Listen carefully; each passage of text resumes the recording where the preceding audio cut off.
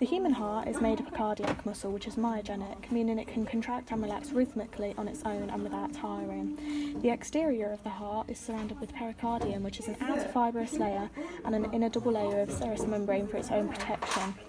So the front of the heart is convex, which means it's slightly raised, and the back of the heart is completely flat. It's also possible to see the coronary vessels and arteries on the outside of the heart, and the coronary arteries supply oxygen and glucose to the heart muscle.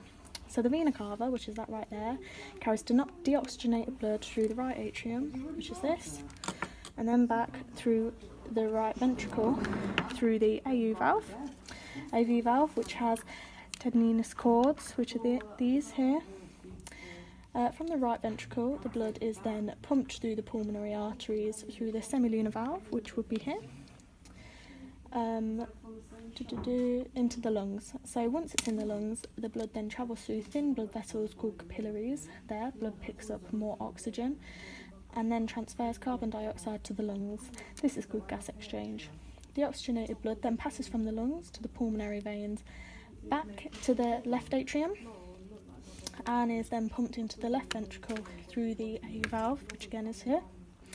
The oxygenated blood is then pumped through the aorta, which is this one here, passing it through the semilunar valve here, and then to the rest of the body.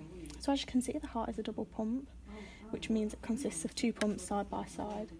The right side of the pump pumps blood to the lungs, and the left side of the pump pumps blood to the rest of the body, and therefore has a thicker wall, as you can see there, due to having more pressure to accommodate for.